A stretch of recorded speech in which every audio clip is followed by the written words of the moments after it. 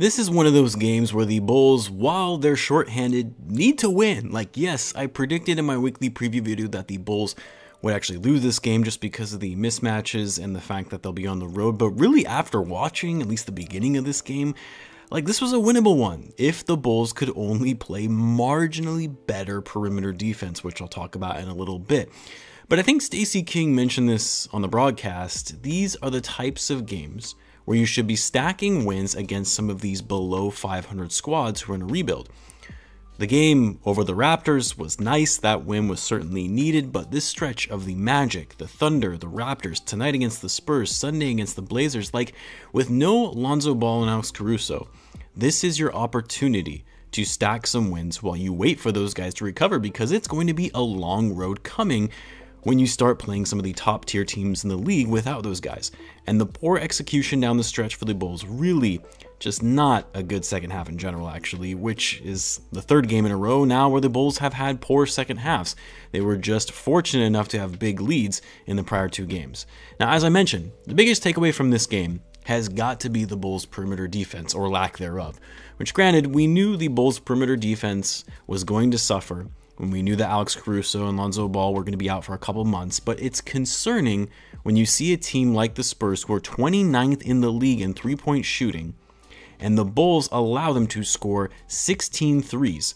The Spurs shot 43% from three, and it's not just tonight's game. The last 4 or 5 games, the Bulls have allowed their opponents easy open looks from behind the arc, while the Bulls, on the other hand, who are one of the best three-point shooting teams in the league, not anymore, they have been abysmal from deep. The Bulls, yet again, sub 30% from three. They shot 8 for 30 from deep. From the field, overall, they actually weren't too bad. They shot 52% from the field, which makes you think probably shouldn't be jacking up so many threes, especially in late-game situations. The other key takeaway from this game is the ball movement that we saw from last game against the Raptors simply wasn't there. The Bulls had 22 assists in total in this one, when the Bulls had 22 assists by halftime in the game against Toronto.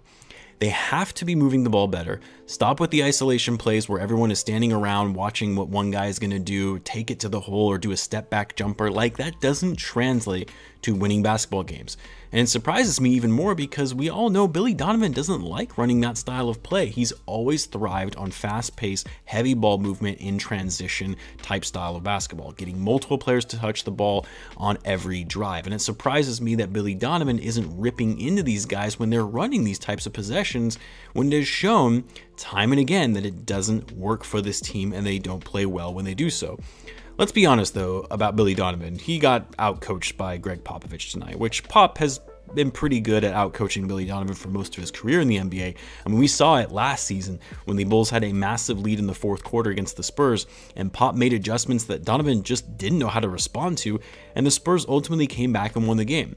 It wasn't on that kind of level for this game anyway, since the Bulls never really had a big lead in this one, but it was clear that adjustments were made after seeing the Bulls come out in the first half, and the Spurs looked like a different team in the second, coming out and winning that third quarter, outscoring the Bulls 35-23.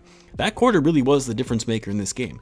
And even though we had a pretty solid run there with less than 2 minutes to go where Demar's 3 cut the lead to 4 points, and this was when it was looking like the game was all but over when the Bulls were down 10 with 2 minutes to go, but of course it wasn't enough to bring the Bulls back to steal the game.